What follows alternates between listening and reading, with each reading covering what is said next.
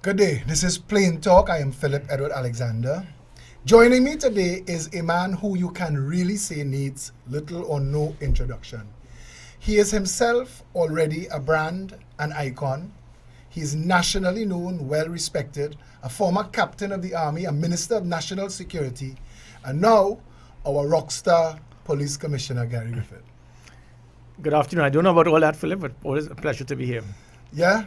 So when we come back from this little opening, we will be going into a list of issues that people have sent that they wanted questions asked to the commissioner when we come back.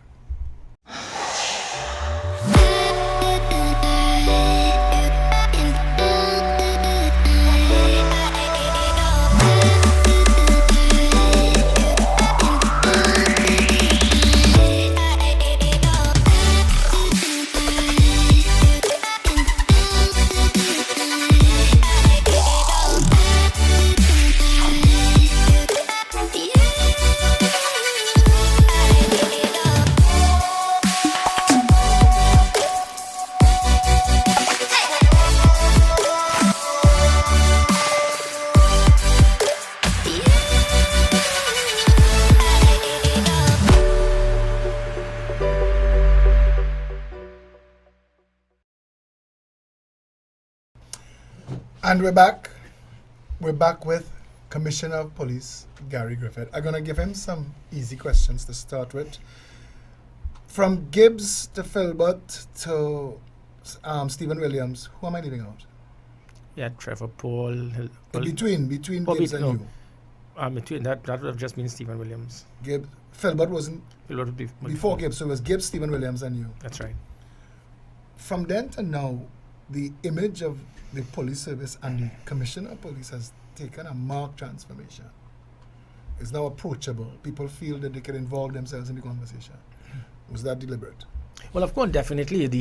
The role and function of Trinidad and Tobago Police Service, we are supposed to be, how can I put it? We are employees. The citizens, they are the employers. We work for them. We are here as servants to the people. What I just was trying to do is to at least get the public to understand that we are human as well. We will make mistakes, and respect is something that is earned, not won. So by the Trinidad and Tobago Police Service, I push heavily on that public relations, the customer service training, getting police officers to understand their role and function, whilst at the same time getting the public to buy into the fact that you have to show some degree of respect for the police service, try to recognize us, and understand that these officers, they put their lives on the line on a daily basis. That relationship, I mean, there was a poll recently done, I think it moved from 13 to about 29% in the support of the police service. I am looking for more like 40 to 50. It is a long road, but we would get there. The more that and this is not trying to enforce discipline in the police service. The officers, they want to perform, they want to excel, they want to give that degree of support to the public. And I think the public is now giving us that chance. All that we wanted was just give us the opportunity, give us respect, and the public now, they're realizing that we're not the enemy, we are here to do our job, and that degree of hope, faith, trust, belief is what we are now seeing between the public and the police service. So the era of rogue police is over? Definitely not. No police service in the world would be rogue-free. You would have it. What I am doing now is putting principles to ensure that it can be reduced as much as possible by providing deterrence, making sure that the product of opportunity is not there, ensuring that there are consequences, and let officers be aware that disciplinary action would be taken. I do this by measuring performance, making police officers accountable, and again, through proper leadership, proper management, it would assist in now reducing many of the shortcomings that we had before. And it can vary from what you'd have seen that we never had, that should have been done, from polygraph testing for police officers, random drug testing. I'm going to write polygraph, but at POLY and across now. Drug test. So these things will all play a part to assist the police service, and not just in weeding out the rogue elements, but being able to ascertain exactly where certain persons will think in the police service, how they will act. And again, we have seen police officers involved with criminal activity. So as much as I will jealously fight, guard and defend the image and the reputation of the police service, I will also be the first one that will be willing to do what is required to discipline police officers. Within the last year, under my watch as Commissioner of Police, there have been a number of police officers charged from varying from murder, kidnapping, being Serious involved. business. Yeah, very serious crime. Serious business. So Real. this is not a cover up. Who went missing? The Black X Trail. Remember that story? They said that it was police officers. Is that case open? That's what real. Sukdeo? Subdeo? Is Yeah, that case I open? know I definitely. know you may not want to talk about actual Yeah, I active wouldn't, but cases, what but I- when people think of... I met with her family, and I have with several others, which is why I've reignited the cold case / missing persons unit. I am actually utilizing the support from our international allies, more so in North America and the United Kingdom, because as much as we have a lot of experienced persons in that unit, the type of technology that can assist us to deal with cold cases / missing persons, I think can play a very big part. It may not be to solve it, but at least we can bring some degree of closure. And many times you have families, they want to know what is going on, and there's no one to turn to in the police service. But so by having a specific unit, it will allow these families to be able to have the access to get in contact with this unit on a regular basis. They might get more information that can assist us in assisting, that will be able to assist us in dealing with, put in some degree of closure to direct us to see what we can do to solve the case. So the antiquated and competent image, you're changing that. The idea that we don't have the resources, we don't have the machinery, we don't have the intelligence gathering It's all, yeah. capabilities, you're dealing with that. And Closing that, those gaps. and those again I saw as excuses.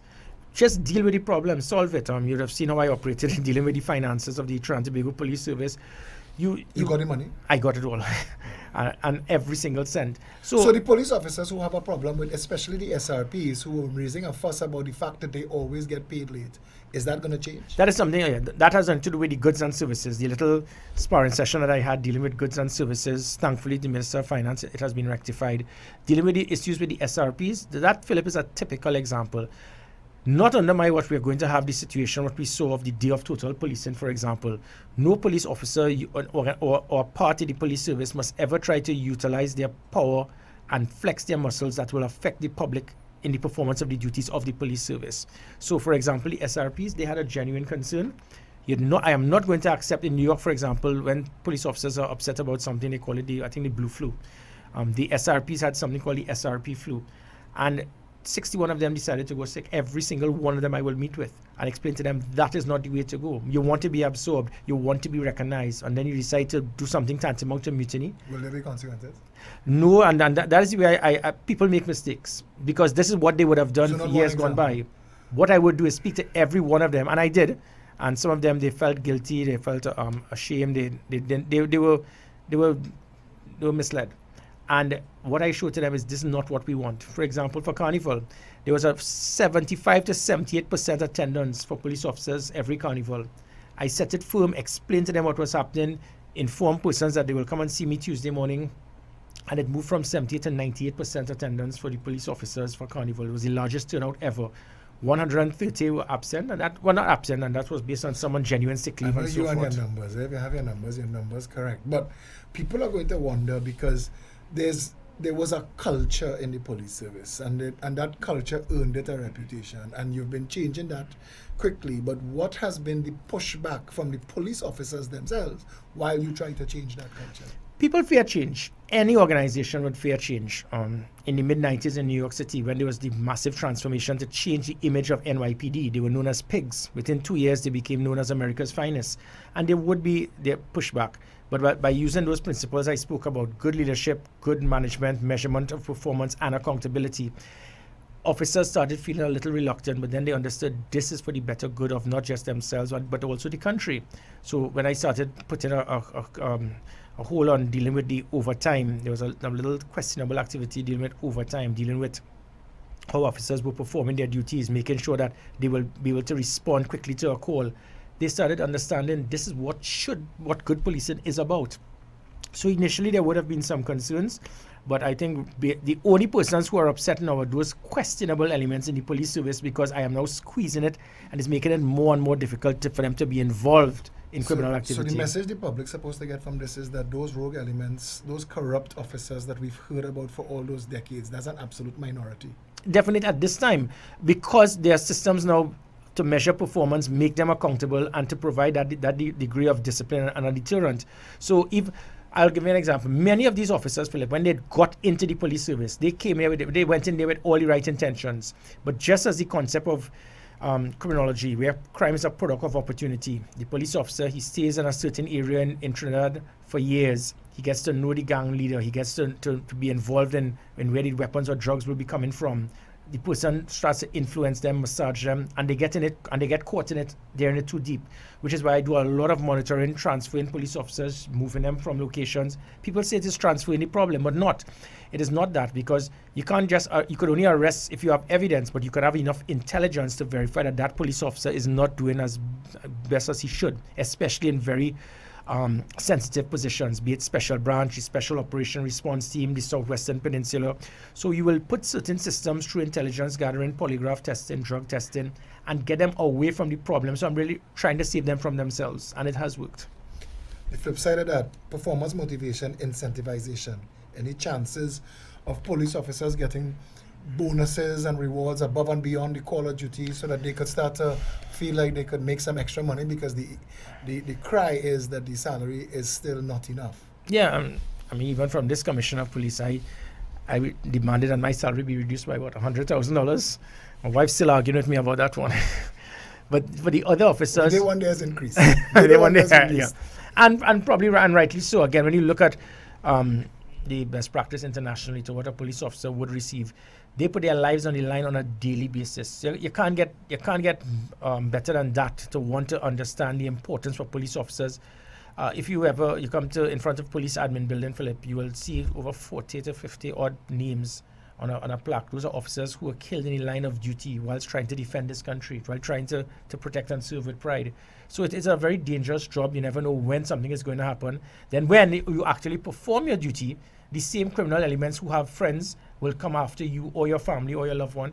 And with that, it means that we should reward them. And what I do not want, however, is for police officers to perform based on that financial incentive that they must get. No, but like the record works well because of the financial value of what's happening there. Would there ever be a time under you as Commissioner of Police where you might consider for successful prosecutions that people could get financial rewards? Because again, it is another way to lead people away from taking handout and bribe. But I have to be careful. I hear you, and it's a good point, but you also have to be careful. I'll give you an example. If it is that you tell police officers, we are going to give you reward, we're going to reward you for giving parking tickets, and then your bumper is just about quarter inch over a white line, you're going to give him a ticket because you want to get your quota to get a bonus. So we must make sure it is measured in such a way that it will not cause entrapment. You have the officers hiding behind the corner of a bar and then jumping out. That is not what policing is about. We are here to provide a deterrent, to enforce the law, but not to entrap persons because we have a quota to fill. When I got into when I became commissioner, I saw that where in Comstat there were complaints that, listen, they're not you didn't arrest enough persons for speeding. So what you do is that you start having roadblocks around the savannah at 10 o'clock in the morning, and then persons were being stopped, just going about, and people were actually driving probably slower than yeah, but that speed limit around the savannah is ridiculous. Well, this is what I'm coming to. 50 kilometers an hour, come Phillip, on. You're going at people who are actually cycling, and they were going past the cars. So who instructs to that? Well, again, this is where it comes do you inform the Minister of Transport that this is ridiculous as a speed limit? I do make recommendations. It is whether it is for them to decide whether it is to be amended. What I do is I explain to the police officers, you have to, our job is to enforce the law, but I remember we always speak about this thing with zero tolerance. It's a line that is used constantly when it came to policing over the last few decades. 3 NYPD commissioners came to Trinidad and Mayor Giuliani, and they explained to me that is madness. There must be some degree of tolerance and flexibility. A man who is driving along the priority bus route and his wife is 9 months pregnant and he's rushing to get her to the hospital. You stop the man, you give him a ticket and get him off the road. That is stupidity. You should have escorted him to the hospital. And that's what I'm speaking about. There's always be some degree of flexibility to understand the situation. There'll always be gray areas. That's right. Yeah. Okay, but then also wouldn't body cams and dashboard cams give us the ability to and it has. We are way ahead of the game on that. We have just over 100 body cams. But the dashboard on the cameras of the police vehicles now, almost all of the emergency response patrol vehicles, the task force vehicles, we have the dashboard cam. And with that now, what it is doing is I'm pumping technology into the police service. This is again to ensure that there's a degree of accountability. The police officers themselves could be protected because there's always this allegations and claims. The little lady with her towel wrapped around her body, the all too wicked lady. She's there. Yeah, she's always there. She prolific. Yeah, and by the cameras now, it will show what the individuals they were doing. So it protects the police officers. The dashboard cam, it actually gives live video footage back to an operational command center so we can see what is happening in real time to assist the police officer. It can also be used admissible in court as well. And the body cameras likewise. So again, and with the 999 system being linked now to an operational command center, being fed to the vehicles. What I'm doing is pushing technology. Shortly, you'll be seeing laptops, notepads in the police vehicles, where you can type in a vehicle number. You can see if the vehicle is a stolen vehicle, the driver's permit of an individual. In real time. In real time. Look at if there's a criminal record. If you get a 999 call to a home, you can then ascertain whether it is that individual has a firearm in his possession, whether there have been 3 domestic violence reports. So you know what you're getting yourself into prior to your arrival at the point.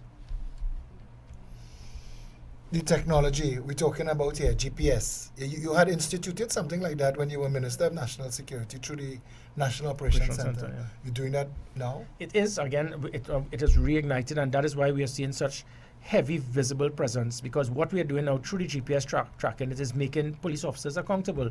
So the perception that you will have years now that you're running through that traffic light to go for doubles. So two vehicles recently in Chaguanas, for example, they hit a truck. But then when we checked on the GPS, they were going 145 kilometers an hour on a minor road. So now they must be accountable. In an emergency or no? No, they were actually just racing to get back to the station, and there was no reason for it. They must be made accountable because they have now damaged public property. Likewise, if police officers, we see you going 70, 80 kilometers an hour on Rice Road at 4 p.m., we know that you're using your siren, but we have not sent you out on a distress call. Why are you doing this? If we can know, if it is that we send a distress call to a vehicle and it takes you, and you take too long to get there, it means that you didn't do your job. If you're parked in a certain area for too long, it means you're not patrolling. So through the use of technology, you can monitor exactly where they are and what they're doing. And that's why the ERP now, it's 85 vehicles forming a blanket throughout the country, making sure that every vehicle stays in the area of responsibility and we can monitor. Like a mobile command. Correct. Yeah. But the blinding lights on some of those vehicles, though. Right. Let me give people seizures. I telling you, I had to pull over the other day around the savannah and let a police car go because the power of those beams driving was distracting me from driving. Let me clarify. The interesting thing is that the lights that we have, it's the same lights that will be used in most police divisions, services in North America. It's the same light. This is where the difference lies, is that when the lights are connected to your parking light. So during the day, you'll have the light. When you turn on your parking light, it will automatically dim to avoid that. So this is what I'm doing it with all the vehicles, to have it connected to the parking light. So as soon as the parking light goes on, it will automatically dim. But you want to have that blue light. No, the presence is nice. Yeah, it's a high visibility. It provides it provides a deterrent, but that high visibility is very important to give a degree of persons to feel safe. I could reduce crime. Reducing crime is one element. Again, going back to New York City, in the mid-90s, there was a 53% reduction in homicide, a 61% reduction in serious crime. And for 2 years, the citizens in New York did not feel safe. There was a difference in trying to reduce crime and taking away the perception and fear of crime. So I have two basic missions. So communications is important. Definitely, yeah. The Bill Bratton model. I know you have a relationship with him. Bill Bratton, Mayor Giuliani, Bernard Kerik. You in touch with them now? No, well, I spend more time now with the present NYPD commissioner. I signed an MOU with NYPD, Trans-Tobago Police. Yes. So it's the first time ever. And by doing that, we've been sending a number of police officers to New York. So they're able to understand many things, from crime scene investigation, homicide, dealing with gang-related activity, cybercrime, domestic violence, forensic testing, DNA testing, fraud, and all of all the different arms of the police service. I'm looking to try to improve it by us looking and seeing what is available, what is used internationally, and then they will come back home. Likewise, I've also seconded officers, would be very soon, officers from NYPD that will be coming to Trinidad and Tobago, and likewise in the field. In the field, yeah, in the field. So they will not just be the consultants. So you're going to precept them? Yes, yeah, and similar to some from LAPD, London. No, I know the NYPD model. I mean, they moved 8.8 million people at 123 murders in 2017. We had 1.4 million at 510. So that we really need, and I understand that 123 murders triggered a lot of meetings at the highest level as to why that was so high. And we accept 510 murders here. Yeah, and but if you look at the same New York just 2 decades ago, Murder capital of the world. yeah, so it means that this can't change. When people, we speak, we put on, well, you know, this thing on social media, Trinidad is not a real place and all that. That's nonsense. This is a great country, great people. We have opportunities. Great potential. Great potential, yeah. But 510 murders a year. I mean, we're on schedule now. I mean, I'm telling you, you see the numbers yourself on a daily Yeah, basis. and And nobody expects or should expect you to be able to change it overnight. You all have been doing massive work and big steps. But the murder number is what is the cricket score. That murder number. And there are a number of different things. I mean, I could tell you we would succeed. We have a nation to defend, and we would succeed on this. But it is so much more. You look at, you have a member of parliament. I'm not going to call Fuad Khan's name today. A member of parliament goes on social media and says that maybe we should reduce the budget for national security and reduce the number of police officers because crime is so high, and give it to the victims of crime. Had it not been for the police service, the homicide rate could have been 1,500 per annum. The number of homicides and gang-related killings, and sometimes there'll be mass killings with 10, 15% of a plot to assassinate in one night, that the police will put a preemptive strike. And this is a member of parliament representing a constituency. I'm not calling Fuad Khan's name, but I have a serious issue with that. You're here to represent. No, that was the same gentleman who, when we were dealing with the issue of the arrival times of the ambulances, and he said, as long as I get there before KFC, 30 minutes. I know. Some of these people don't take their role and responsibility seriously, so I didn't take them on. But you talk about the prisoner and the arrest statistics and things. $25,000 a month in remand yard is what in 2017 we were told that it cost an astonishing figure like that. So as you mentioned, Hyatt, wouldn't it be cheaper to put the prisoners in Hyatt than to be spending this kind of money? We're looking at Vernon de Lima. He mentioned that our justice system cannot realistically, as it is structured now, handle more than 50 murder cases a year. And we have people on remand for 20, 30 years waiting for their case to start. Yeah. Is there a level that the public doesn't know, where you as police commissioner are talking to the powers that be, because that you're putting people, you're arresting those who are committing the crimes and they're coming back out on the street, or the matter is creating criminals where criminals shouldn't be, because our justice system is not justice on time? Strange enough, when I had my another sparring session with judicial officers, when we arrested a guy with 9 assault rifles, and he's given less bail than someone who might have signed a bounce check. Nine weapons like that. You're talking about, say, 35 rounds per magazine by 3 magazine. That is over 900 rounds with 5.56, which can penetrate a bulletproof vest. And we've seen incidents in nightclubs and certain places where 30, 40 persons have been killed in one night. Trinidad and Tobago, we have been blessed so far with the type of firepower we have here. And we can see it fit to send someone like that back out into the streets. It is a revolving door. Where are those guns coming from? Well, before it makes it difficult. Where it is coming from, the fact is the persons who are responsible, the guns don't kill the people kill the people. The people who are responsible for bringing it in, we are finding them, arresting them, charging them, and then they're being given a red carpet to get back out onto the streets. And then people actually, they said, well, I should not have spoken about the judicial officers like that. But you know what? You're pointing fingers at the police service. We're doing our job. years that this nation is broken. If the police service is trying to fix itself, but all of the other players in the relay that makes up the whole law enforcement, justice administration and justice system, if you're doing your part and then the other part not working, we get blamed. And that is the point. So you will look like you're failed. So we will arrest someone, the person goes in prison, and he still has access to call shots out there. Even though he's in prison, it's our fault. The cell phone jammers.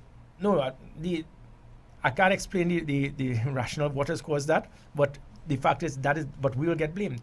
When a community leader is involved in getting gang contracts, state contracts from different administrations for more profit, we get blamed for that.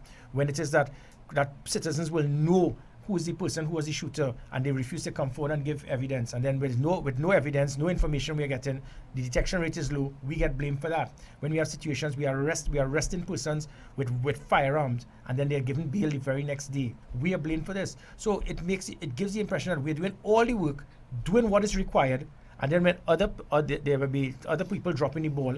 Then, for example, when I was in another place, Philip, my last 45 days, there were 18 odd homicides. So we were going at less than 180 homicides per annum. One of the main things that helped me, apart from the NOC and those things, was the fact that they had a situation that anyone found with an illegal firearm, they will immediately have a one-way ticket to the prison.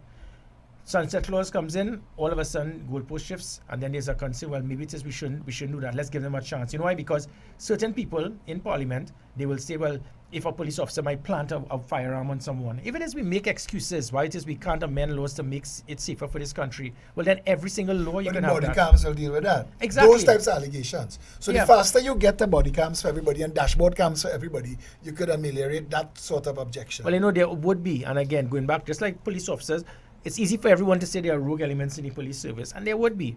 But there also, they have different type of attorneys. You have criminal lawyers, but you have lawyer criminals as well. You're giving me so many questions to ask now, because matters go before the court, and police officers, a matter take 30 years, and a police officer has to give evidence. Or he leaves. He has to be available for 30 years. Or he would leave. And that's why I need to improve the police service to ensure that we have everything airtight. When you have a hardened defense attorney who is there to protect these criminal elements, because sometimes they are very close with these individuals. I need to make sure that my police officers, when they go out there as the complainants, they are properly trained to understand how to deal with it, to demand that there be no bail. I need to be able to get the politicians to understand, let's do not ever play politics when it comes to national security. Let's do what is required, because the public, their safety and security comes first. We have this perception that I've seen, is that the rights of the criminals seem to have greater relevance than the rights of law-abiding citizens. There's always an excuse why it is you must do something because of to help the criminal, and this is the citizens. It always suffer. sounds ridiculous when you hear a man lost his life in a gunfight in the street, either with other gang members or police, and he have 17, 18, and 21 matters pending. Why is he outside here making mayhem? And that's it. In New York City, there is a system that you should be familiar with. A district attorney takes over the matter from the arresting police officer, and they prosecute the matter. And there may be a time when the police officer may have to give his arresting evidence. But other than that, you don't have police officers sitting down outside the court day in, day out, waiting for a matter. Yeah. Can we ever get to that place? Are we in a conversation at any level between yourself, the government, the justice system, to get us to a place where the DPP would take responsibility for these matters and it not be a police prosecutor? There's constant dialogue, and people say that I usually step out of my crease. I'm not here to play test cricket policing, to stay in my crease and just bat for the whole day like Chandapol and make 10 runs. I'm also not a T20 police commissioner. I'll be wild and reckless. Probably I'm an ODI commissioner of police then. I have to step out at times and stay and do what is required for the better good of the country. So I will communicate with the politicians. I will communicate with the Chief Justice, looking at the flaws we have in the criminal justice system, the DPP as well. I must have constant dialogue on a regular basis for us to improve the shortcomings, because I think you just said it. It's a relay. Just one person is going to drop the baton, whether it is deliberate or not, and everyone is going to will be disqualified. From where you said our justice system makes sense? Well, of course, I will not in any way. But it makes sense. I mean, the way it is set up, you have to wait on the DPP to tell you if you could charge somebody for an indictable offense. Well, there's benefit to that, to ensure that there's a degree of transparency, and to make sure that no police officer will be involved in something that they will abuse their authority. So it gives you some degree of checks and balances. But remember, this is a very young country, Philip. For 57 years old, we're not even pensionable as yet. So a country of this, we would make mistakes. We're still learning. But these are not just normal mistakes. We're making wild and crazy mistakes. We as a country, we top in the charts on all the wrong things. So when we're asking these questions here, is because the public wants to know. If you hear that there are matters that people have been talking about for years, that a charge was laid and then or that there's an investigation, but for 17 years nobody talking about it, so you don't know what's going on, nobody's updating the public, and matters just disappear. Akil Chambers. Well, again, you said cold cases. Cold case. Akil Chambers, we put 25,000 people in the street to march for justice for children, and got the then minister to bring the languishing children's bill and make it law. What is happening with the Akil Chambers case? Is it over? No, definitely not. That case again. But because of the cold case unit that I have, I need something more. I need that oomph to be able to assist me to deal with, again, through the use of technology, DNA testing that we have, that is available in other places. We bring that here. I think it can play a very big part. I don't want to give everyone the false hope, but it could very well assist us to bring some degree of closure or degree of direction. And identify people in jail who were wrongfully convicted. Likewise, yes. DNA does That's that. right, yes. DNA testing does that. You spoke about the gangs, and I knew that was a bugbear of yours when you were Minister of National Security. It still is a festering sore and growing. Why do we, in this tiny dot in the ocean, have a gang problem where everybody know everybody or everybody knows somebody? Why would we have a gang problem? And there's so much. You can go back to some of the individuals may be held by the police, and the whole community knows about it, because our country has reached one where communities now have seen these individuals as the Robin Hoods, and they're not. They are cold-blooded killers, heartless individuals who use young men. And again, in that event, I won't say the word fairness, but I speak to a lot of these young men in prison. When I go to the cells to ask, why did you do this? Say, boss, I'm only 18 years old. I have an 18-year-old girlfriend. She just got pregnant. I have no money. Mr. ABC XYZ will give me $500 to transport drugs, to put a hit, whatever. So they see themselves, and this is not to justify it, but we have to get rid of these people, these leaders, these heads, and the community circles around them. So the police will make a raid, and then you will hear the all your too wicked posse comes out. So they don't see anything. That is why anytime there's a murder in any area, a hotspot area, no one sees a thing. As soon as the police, they are shot at, and the police shoot back at an individual, everybody knows. Everybody knows. But I mean, we can't stray too far into the politics. But when you say it, as you said it just now, we can't ignore the fact that the little 18-year-old boy with his 18-year-old wife, who is 18-year-old girlfriend, who's now pregnant, he can't get a job. The fact that we don't have a social safety net is creating a lot of these opportunities, as you said, for these people to exploit this young man. Yeah. So again, as police commissioner, because for the first time people have a commissioner who gives voice to both sides of the conversation. I mean, even like this interview here, people are going to be hearing things that they're not accustomed to hearing or learning. Are you having conversations with the political directorate to address those shortcomings, especially in the at-risk communities? Yeah, definitely, and it's not just the politicians. When it comes to what is known as secondary crime prevention, primary crime prevention is my style of policing: hard targeting, patrols, roadblocks, intelligence gathering, operations, deterrence, high visibility, rapid response. But then there's also secondary crime prevention, where trying to find systems to utilize the energies of young persons away from a life of crime, for them to understand and mold them. I can handle the situation now, but now, as we see, there are 13 and 14-year-old boys who have now becoming gang members. In the next 5 years, we will end up worse than Jamaica if we don't deal with it immediately. So that's a social issue. NYPD, they have something that they dealt with this. So it's not just good policing from law enforcement in New York that transformed the situation in New York. It also had to do with them being able to interact with society. It is known as ceasefire. In Trinidad and Tobago, you will be hearing in the next month or so, the Trinidad and Tobago Police Service, we will be putting heavy emphasis in what is known as street talk, getting into the communities, and there's going to be an invasion. The invasion is not going to be by the firearm, but by a handshake, where we're going to go into the communities, find all their problems, see their concerns, see if we can help them, try to find something to work with the private and the public sector for them to become employable and get them away from the life of crime. That sounds like a lot of the stuff that Gregory Sloan Seal and the Citizen Security Program was talking for a while. Yeah. Our next Saints boy. That's There's right. two Saints boys here, and there's our next Saints boy. That says a lot. But is he and that still being I have the Citizen spoken Security Program? because the CSP should have a very big part to play in this same.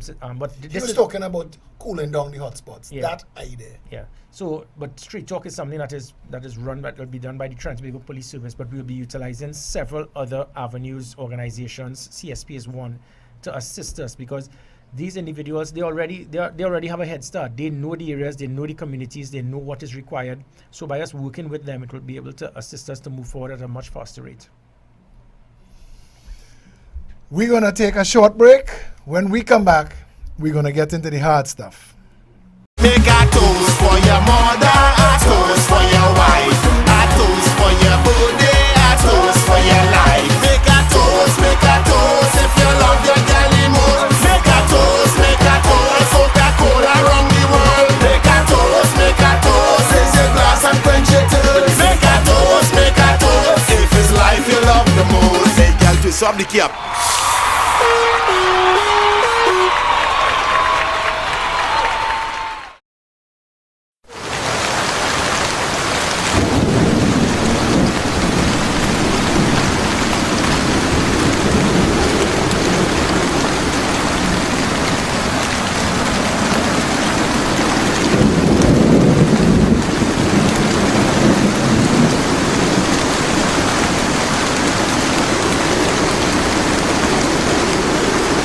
Antel is Trinidad's most reliable and technically experienced ICT company, providers of quality structured cabling, Cat6 data fiber and power cables. We also stock cabling infrastructure basket-type cable trays for server rooms and data centers. Antel also installs and maintains video security systems including cameras, alarms and electronic entrance locks for businesses and residential properties. Call Antel 674-1406 or 783-9250. Sale. Boddington and Associates Optical is offering free eye testing along with 50% off all frames and 30% off all lenses. Boddington and Associates Optical, located at number 17 Carney Savannah Road, Chaguanas, and 11 McBean Road, Couva. Info line 671-5342. Call and book your free eye testing today. Boddington and Associates Optical, helping you see the way. Things will only change when we do. Let it begin with you from this very moment. Please join in the initiative, I Support Our Service. Bring every citizen on one side together.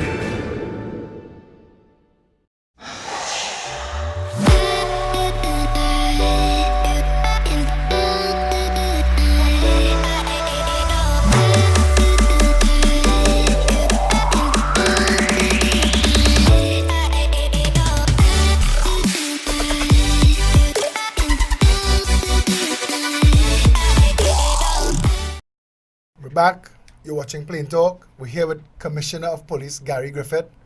As we continue the conversation, one of the questions that seems to always follow every success that the police service makes is the issue of white-collar crime and corruption. Because everybody seems to think that you could be a superhero at the lowest level of society. I mean, and that's how they're going to look at it.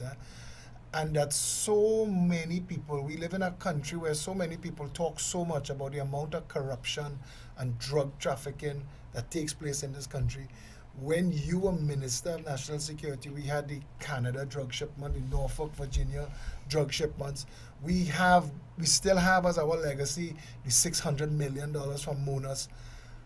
What is going on there where that is concerned, where the people behind those? Recently, a high-profile member of government, a relative, was arrested with drugs, and we seem to always catch the small fish, but no big fish.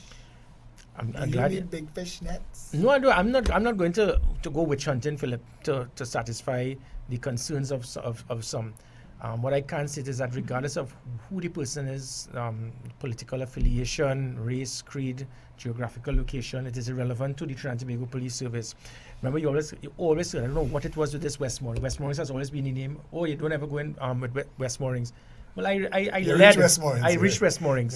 Then they said, no, but you don't ever go in the east, in the posh areas in the east. And we did it with Valsain as well. And I didn't find Westmoreland and find Valsain to satisfy person's concern. That was the intelligence that I get. And when I get the intelligence, I can then set up proper sting operations to lead. And there have been situations you'd have seen recently, persons in high office, be it political or not, And those things, it will be relevant to me. I am not going to go witch hunting. What is very sad is this country is so, and I try not to be political in any way, but I have to respect the views of persons. But what is amazing is that it seems that every single thing in this country is based on politics. I arrest Mr. A. What happened to Mr. B? No, well, Gary's a PNM. When I arrest Miss B, Gary's a UNC. And this is amazing that No, every but single decision, but it would be They nice see it through the lenses. of politics, and I don't. I have never seen everything in yellow or red. I see it in red, white, and black, and I see it for what it is. And probably that has been my biggest downfall in when I was a politician. I've only been in politics, in active politics, really and truly. I was mentioning to you before, just about 4 or 5 years I've been in politics. But for some, But you were a very political soldier, though. there's a big difference. That is correct. So good. So they know your name long time. Yeah, long time. They know Gary. So what I have done, again, dealing with white collar crime, we had 4 units in Trinidad and Tobago Police Service. We had the cyber crime unit, we have the FIB, we have the ACIB. You now have the ACIB. Yeah. Yes, well, the ACIB initially Where under was the AG. ACIB when you became commissioner? It was under the Office of the Attorney General. Did that make any sense to anything, to anybody? Where was the separation of powers when that decision was made? Yeah, well, there was probably a reason, for whatever strange reason, rational behind it. Then, the good thing is that I come forward, whether it is to speak to the leader of the opposition, the Prime Minister, Attorney General, stakeholders, people in the private sector, explain, listen, we will see shortcomings in our country. Let's just find it, just rectify it. Certain things are so simple. I remember when I was minister, I think this is the only country in the world that if a child has a yellow camouflage toy or a lady with a blue camouflage short pants, it should be arrested. And it was a blatant mistake that was made, because camouflage is not a crime. If you use camouflage to imitate someone, how could a child with a yellow camouflage toy, how could that be against the law? And you speak about these things, I write to try, because it makes it difficult for the police. We have to arrest you for something that, and then tourists will come in. Absolutism. That is when everything is an absolute issue. Because camouflage shades. Yeah, because Lock you up. there was a misinterpretation. The law under the Defense Act, Chapter 1401, says it must be in the resemblance of the Defense Force. So you have probably about 20 countries in the world where camouflage to imitate the protective services is a crime. But I think we are the only one in the world that any degree of camouflage is a crime. But are you giving police discretion? You spoke about Definitely, you spoke about a matter on the bus route. And speaking about camouflage, so you have to. I mean, police officers have the power to arrest and detain. So they could cause some inconvenience in your life. They could charge you, cost you money, cause you the inconvenience of having to go to court. So you're going to need officers who can have and exercise a certain amount of discretion. Definitely, and it must not be a situation where they try to victimize individuals. They try to be political. They try to impress individuals. I am not here to impress anyone. I'm here to do a job, not to make friends. There was 5 polls done over the last year pertaining to Gary Griffith. The TV6 people meter was 78%. The Nigel Henry was about 78%. We did online with over 1,500 persons, which was a 4% margin of error. Online was 75%. The call-in was 78%. Another organization had it at 88%. But I can tell you, I will give up all of that in a heartbeat. Even the bandits like you. Even if it goes, if I want that support to the police service, not myself. Well, having support for myself like that and not the police service, it means that I would have failed. Stephen Williams, when he was acting commissioner of police, I went to a symposium at the Chamber of Commerce on drug trafficking. Your friend who wrote this book, Drug Trafficking in the Caribbean, Figueroa. Darius Figueroa. He was there, Renee Cummins was there, Stephen Williams. And when they opened the mic, that was the head table, when they opened the mic, I asked Stephen Williams, as commissioner, would you say that the fraud squad, the anti-corruption investigative bureau, and the narcotics squad are properly set up and funded? And he said, in a word, no. Well, Those are some of the biggest Yeah. bugbears on this country, on the police service. The idea that bigwigs cannot get taken down. well, I Will think that continue? I think what we have seen over the last few months, what happened under his watch may have been, I am getting what it is required by the ACIB coming under the police service with the white collar crime unit. As I said, you have the fraud, the FIB, the ACIB, and the cyber all under one body. So there's proper sharing of Properly information, properly funded. We are getting what is Forensic required. accounting Yes, yeah. capacity. Yeah. Well, we're not going to get everything immediately. But you're going forward. But we are going forward, and you would have seen it by what we are doing. I mean, I am dealing with many major cases at this time. I can't obviously reveal, but there's a lot we are getting. We have a lot of work to do. I'll give you an example, Philip. When we go back to homicide, in London, if there's a homicide, at least 15 police officers will be assigned to that one homicide. In Trinidad and Tobago, for every 15 homicides, one police officer has to deal with it, and it gets it and makes it worse. So because of that, it makes it difficult for us to succeed. The less homicides, the more police officers can start dealing with the homicides. So it's in a very difficult situation, but it can turn around. I give you the assurance that I will continue to state what is required. It is not that I intend to step on toes, but I have a job to do. And if it is that somebody has to bell the cat, I will do it. I will do it in a very diplomatic manner. But persons must not stop this complex that you feel that you could say what you want, but don't say it about me. It goes right back to a very important point. Everybody wants, most people, they want crime to be reduced, but it mustn't affect me. So always. Yeah, and that seems to be an issue. The laws they want enforced are not the laws that they break in. That's right. And that I find is amazing. It's a hypocritical stance that Trinis take here, because we're quick to defend wrongdoers if it falls in our camp and know how to name. But I wanted to ask you this question here, right? Parliamentary privilege insulates people from you and the Trinidad and Tobago Police Service by what they say, what they do. Can you commit a crime in the parliament and have privilege attached? Careful. You know I'm going somewhere. Philip, there's a hard question. You know I'm going somewhere. It's all based on the circumstances. It's all based on the situation at that time. There is a law that gives parliamentary privilege. Is it absolute? It is all based on the circumstance, because there would be certain situations that if it is that it can be that information can actually assist in being extracted on a major crime that has taken place, it can actually be utilized. But in general, in the scheme of things, the answer is no. But words, we've seen in the recent past, due to the arrest of a union leader, that words can become actions and actions can become actionable. Correct. But I wasn't in Parliament when it was said. But I'm saying that things like the Sedition Act, now that the UK has written to the Prime Minister to register their concern that we would be engaging in such anti-free speech, anti-human rights, because I know that you treat law as a tool. You've told me that a law is a tool to accomplish something. Yes. But you also told me that there are other better laws or there are other better avenues to get the same job done. If you had the authority to keep or replace the Sedition Act with something more functional, would you keep it or replace it? Okay, and I don't want in any at times I know I overstep my bounds. Let me change that. I could stop that question right No, there you can go ahead. No, it's not, because I'll explain.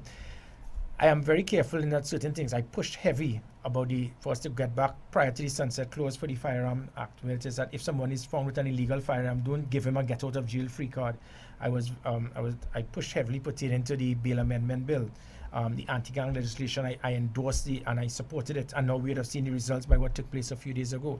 So as a Commissioner of Police, I could make recommendations. I made recommendations for the ACIB to come back under the police service. In this situation with sedition, this is a typical example, and I want to show the attitude of certain persons. A police officer made a statement. The statement he made is that, I do not know if it is that the government wants to call a state of emergency by not paying the police officers. Bam! Charge for sedition. Not a man said a word to defend him. No complaints, no unions, no protests. Somebody else may then come and say, I intend to find a bomb and put an end to this. But you know what?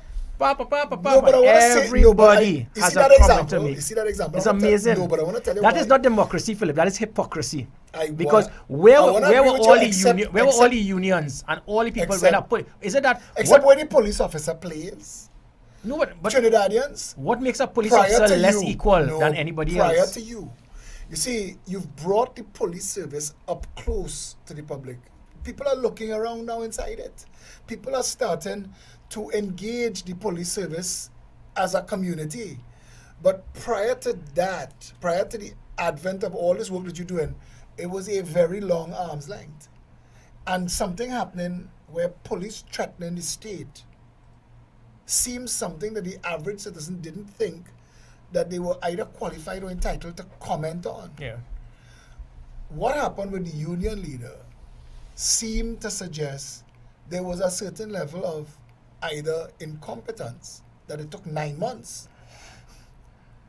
or interference, Yeah. or an agenda. Well, I could tell you. I'm just saying No, that. I could give you assurance there was absolutely no interference report but then, that came my way. but 9 months for a bomb threat, though. I mean, we can't try the case here. Well, again, I wouldn't want to reveal findings. Right, It may okay. very well be that the recording came to the police service just 2 months ago. So there are a number of But different. wouldn't you then, though, say that, like the guy who tried to stop the ferry from sailing? I'm glad you said that. I know that is a typical example, Philip. Somebody makes a call to stop a ferry from sailing and says there's a bomb because he didn't want to lose his girlfriend. In most countries, that is terrorism. That is an act of terrorism. But you get charged for wasting police time. What about the individual who called several schools and put panic into the minds of all of these children, affected their CSEC exams, affected parents? When it is that we will reach a point that you feel that your rights could override the rights of others, that is so the same way it is you speak about sedition, the sedition law. In other countries, that will be an act of terrorism. Okay, but we call it wasting police time. You see, it goes back to the discussion that when you investigate, you realize, okay, what this person did was a crime, but it wasn't a seditious crime. It is an act of terrorism in some country because, and again, I want to go back to the point of somebody doesn't have to press the button to detonate to be deemed a terrorist. No, I know in the United States, in New York City, they are famous for saying that freedom of speech is not absolute. It doesn't grant you the freedom to yell fire in a crowded theater because there are consequences to that action. Yeah. If there were consequences to the action of the chap who called the ferry and people lost their lives, it would then be manslaughter or murder. Yeah, but the meaning of as a direct result. terrorism is not actually detonated, putting undue fear and panic in a society. When you have traumatized children, say that you want to put a bomb and you're going to detonate a bomb in their school, that is terrorism. But we look at it, oh, that's wasting police time. So the same way it is. No, I absolutely agree with so you. My problem though is, okay, so in our system, Well, sorry, let me clarify. Going back to your question, in some countries, I heard people speak about it, sedition, that is outdated. But their terrorism laws are very strong. Their cybercrime bill laws are very strong. So you may not, under sedition, it wouldn't be. a lot of the problem people have with the sedition laws is very vague. Exactly, but you feel you could walk through. You could go on an aircraft and say bomb. No. But We used to make a joke, you can't call out your friend Jack. Hi, Jack. Right? So we used to say that. So you're correct. But again, the things that happened there, those two things, and that's why when I was invited to add my voice and I agreed to go, those two things resonate. That one, the law as it is written is missing something. It is not a proper written law. And if you put it under test, and we believe that when it finally hits the court, it might get thrown out for that. That law needs amending or replacing with a terrorism act that you could then publish and communicate to the public. and cybercrime and others, yes. Those laws need to communicate to the public because again, what does they say? Intent follows the bullet. That you need to be able to get the public to understand that there are some things that you should not do and there are things that you cannot do. Yeah? Correct. But in this matter, 9 months. Who handed down the order? You or the DPP? There will be something like this will, after it is that it has been completed through my office. Investigation is done. Yeah, then it goes to the DPP. decides. The DPP. But again, I want to going So back. there are a lot of minds and eyes that looked at this matter and it's not as straightforward as we know. And my concern with this whole matter is that how it was being thrown, it was that as if the police service could be bought, as if that we could be directed by politicians. And that's where I jumped in. But you gotta be careful with that, because appearances, and because that's what you're fighting now with the Right. reputation of the police And service. that is where, when it was, you were hearing people make comments and they stated, but all a man said is that we must be willing to be prepared to die for what we believe in. And I said, did you even hear what was said? So you jump in there and gave the impression to people, if that is all someone may have said, it meant that the police were working on the directive of politicians.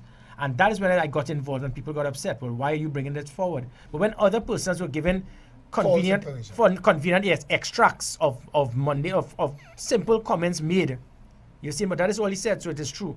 don't try to disrespect my police service. Do not try to politicize us. Don't try to lie and try to give the But would impression you that be able to that say we are to under the control. DPP, this matter could bring the police service into disrepute? The way it appears, how this charge is going to be laid, the length of time this passed. Do you have that authority or that ability? Yeah, but in this case, it was not. This was very transparent. There was absolutely no political involvement. So you think that when it reaches the court, that the facts that will come out will justify the actions taken? Well, the actions taken by the police, so the individual may very well be innocent. He's going to have his day in court. We did Justify what, the actions of the police. we would do what is required, and we did what was required. Everything that we did was above board. We were not in any way influenced by anyone. But again, I'm going back to my concern. One person says he doesn't know if the government wants to call a state of emergency because they don't want to pay the police sedition. Not a person said a word, Philip. No one. Another person Yeah, but they mentioned. felt powerless too. This is a country that went through a day of total policing and nobody was held, nobody was charged. Yeah. Trinidadians hole in their corner. They believe everybody who have a little bit of authority or power could get away with just about anything. So The how? day so of what- total policing. Yeah. Which is what I dealt with immediately, and I call And it. what's happening to and them? I call it the day of total stupidity. But It was there wrong. anybody who were involved in the decision-making process to plan the day of total policing that's still drawing a salary? That it is very difficult to ascertain how it was done. It was either based on one or two things. Either it was deliberate or it was poor operational procedure. Whichever one it was, we failed. We dropped the ball, and I apologize to the country for it. I could give the assurance that it will never happen again On under your my watch. watch. But anybody who was involved at that time on their watch, is there anybody in a significant capacity? The time passed. It may have passed for you to bring charges. But should they still benefit from being in senior positions of the Trinidad and Tobago Police Service when they cannot do this again? No, after it was, there was nothing to verify that it was based on sabotage. It was based on a deliberate intent, and that was it. Because a situation like that, nobody will talk. What will happen is that several different places roadblocks simultaneously. I mean, we weren't born yesterday. Somebody dropped the ball, and this is where it is. We had the National Operations Center had it been working as effective as when we were there. Immediately, the Commissioner of Police, the Chief of Defense Staff, the Minister of National Would have had Security intel would to have action. known within 5 minutes Yeah. what was happening, and Yeah. immediately you'd have triggered. And that's why, because we have a National Operations Center now, we have operational command centers, we have GPS tracking, we have live Back being up fed. now? Yeah. Well, As operational as it was then? yes.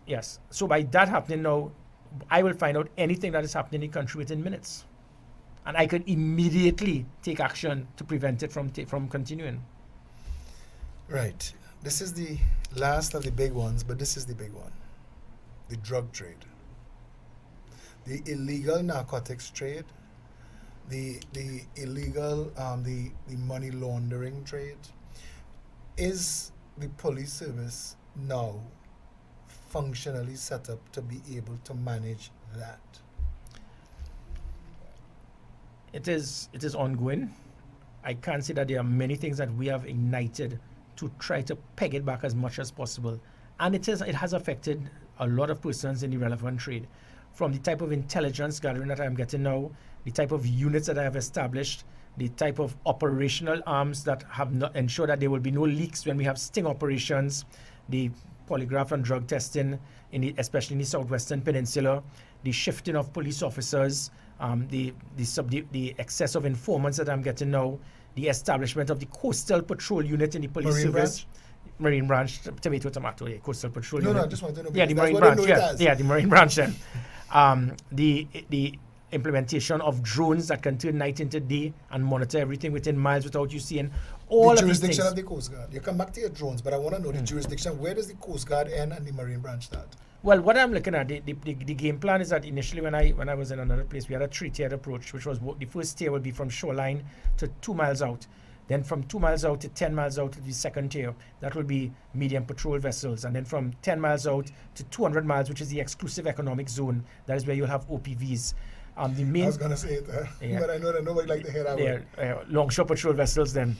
the main concerns for illegal drugs entering our waters will be not the tier 3, the exclusive economic zone, because that'll be more in the northern and the eastern coast. That's out in the deep waters. The problems we're getting now is within the low-lying waters between the South American mainland and 7 miles of Trinidad. Venezuela. And that is where it is. So that first 2 miles is where it is. I'm looking for the police to patrol constantly from La Brea all the way up to Chaguaramas. But we get rumors that they're taking a long route going through Tobago because nobody protecting Tobago. Likewise, yes. And coming back on the through ferry. Charlottesville and run through here. Yeah. And there's a lot that I'm actually doing to ensure that I do not have crime migrated from Trinidad to Tobago. You'll be seeing a lot more of that with persons get access to the ferry very soon. Kiss Baking Company and illegal vending. Of course. My chairman was going to bring a doubles for you to eat. When we read that interview that you did, that you said you never eat a doubles in your life, but I called your secretary and 5 she people said, line up outside 10 o'clock in the morning and this thing running down their face. What it is? no, we were going to bring a good one. We will get you to have a double soon. But Kiss Baking Company, I need to ask you this question because this is a matter that we've championed and we're asking. Vending is either illegal or it is legal. And if it is, if we go to a place where we could make vending safe and accommodate everybody so that it doesn't look like big fish could vend and small fish can't, could we ever have that as a And this is a typical example of what I spoke about with a degree of flexibility. You can't have zero tolerance. If I want to be very stringent as a commissioner of police, every doubles vendor will be arrested. Every man selling a newspaper will be arrested. Every lady selling shark or hops and ham somewhere at the side of the street or selling sweeties. But they've been all of these, situations. yeah, I know. And this is why I speak to police officers. You have to put a degree of flexibility. They will all be breaking the law. I will have to arrest every single one. What I have said is that we have to must have a degree of flexibility. If at any time that person is causing a nuisance to pedestrian traffic or causing traffic congestion, in other words, you decide to sell your newspapers at the traffic go on light. the triangle. Philip, you give me the names, you give me it. Triangle Chase Village, there are 2 Kiss vendors in the road. It has been noted and I will deal with in it. the road. Now you see, and I want to say this here because people think that I am targeting Kiss and I'm not. But it just looks, because a lot of these small bakeries that contact me, they say that this is guerrilla marketing. If we were to shut down our big bakery that we paying all our staff and our rent and all this, and we just come out in the road too, would that be okay? And you are the one to instruct them by the actions of the police. Yeah. And again, as I said, if it is that because of our situation, I could just go and just start arresting persons left, right, and center. There'll be hundreds of persons arrested, from the doubles vendor, the newspapers person, these guys selling his water is there an at the traffic official light. Is there the guy by the traffic light that bouncing people can't charge? Yeah, that one in West. No, that one in West Mornings. That is a problem. Which But I've is continued. there going to be a them. position on vending? Because there seems to be no position, and until there is a position, the small bakery in front of which the largest commercial baking establishment in the Caribbean sends an agent to sell, undercuts and undermines and drives him out of business. If he has no recourse, as a society, it looks like the state is supporting big business at the expense And I give you that assurance. If at any time, notice my 2 points, if at any time any vending takes place without authorization and it is blocking pedestrian traffic, causing pedestrians to have to move from the pavement onto the roadway and they cannot have free access, or it is causing traffic congestion by you putting yourself in a strategic location that is causing traffic to back up, that is when we will intervene. Other than that, regardless of whether it is Kiss, Hugs, or whoever, I have to be flexible. So the small bakery, then, they too could get themselves a rack and come out on the road. And as long as they're not blocking the pavement. Because I understand your position, and we made the point. We sold hops in the road. We made the point that if Kiss could do it, everybody should be able to. So I am talking to the Commissioner of Police, the person responsible for enforcing that law. And if you're saying to me that the flexibility that allows Kiss to sell, as long as other bakeries do not obstruct traffic and use of the pavement, they have the same rights? And likewise, they have the same rights as Kiss? Yes, and if whether it's Kiss, Hugs, or whoever decide to do anything that, and you could give me a report to verify that, they would be removed immediately. I think the last question everybody gonna want to hear answered. I'm not going to answer it. You have to answer. Okay. They're gonna want to know political future. I don't. You wore a red shirt to this interview, eh? I didn't even realize that. Political future. I don't know. I mean, so many people have been speaking about my own political future. It is You have a amazing. brand. You have a brand, double G. No, I mean, you can either go into fashion, or there could be and should be people thinking that you bring a certain clarity. Trinidadians seem to be looking for a gathering of the Avengers, people who are capable of thinking through problems, solving problems without mashing up the country. If you're an Avenger, who will be? I'd like to be Wolverine. But you didn't answer my question. Okay, just, but if you were an Avenger, who you be? Iron Man. Satish will edit that whole part out of it. No, but seriously, Yeah. about at the end of the career as Yeah. Commissioner of Police, how much time you give it? I would like to believe that my first tour of duty, the first 3 years, I will be able to do a lot to transform this country into what it should be. I do not know what the future holds for Gary Griffith. I do not know. I'm certainly not in this position as a stepping stone towards anything But else. you're political and you're married to a politician. Yes. And these things happen, but I honestly do not know. I do not know what the future will hold. I have no plans, ambition. All I'm looking at is this period, and that is all my focus is on. When I was in the military, Getting this job done. yeah, when I was in the military, it was to deal with being in the army in all the different things, from being AD card to the president, United Nations, with the military attaché, defense force intelligence officer. When I became national security advisor, it was to put focus and emphasis on making sure we had the right policies to help this country. Minister of National Security, likewise, now Commissioner of Police. Every time I held any of these positions was never, I didn't join the army to become national security advisor. But it looks so, it looked like a track. Yeah, but It looked like a track straight from the army well, to you know, Commissioner I'm of glad you Police. said that. And I sure the But if that is- recruitment must be up because everybody want to use it now. That is an interesting point. Now, if that is the case, it'll be elevated. After National Security Advisor, I became Security Minister, and then I became Commissioner of Police, who basically reports to the Minister of National Security. So if it was for elevation, it is not. I am just here as a servant. Really and truly, all I just want to do is to help my country, and that is why I'm here for. As a former soldier and now in the police, you think the army is being underutilized? No, I don't think so at all.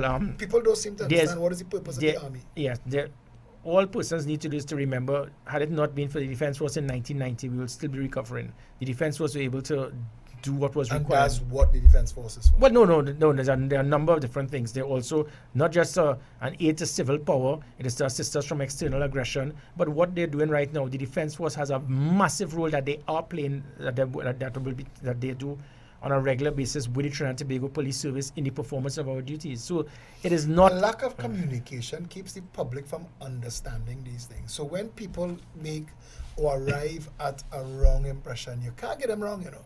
I think that we need to do a better job nationally, especially where law enforcement, the administration of justice is concerned. I think that we need to get to a place where the Director of Public Prosecution's Office could keep the public in the loop as to what's going on, because being permanently in the dark, people just arrive at assumptions, and those assumptions get legs, and those legs become rumors. And that's why right now, all my concern is the Trinidad and Tobago Police Service. I saw police officers doing so much, trying so hard, and then being abused, ridiculed, demonized, even by the same law-abiding citizens that won their support. And that's why I push hard to let the public be aware, hey, we make mistakes, but we are human. We came from society. Society is not perfect, so neither is the police service. However, we expect it to be at a higher standard, and that I intend to do.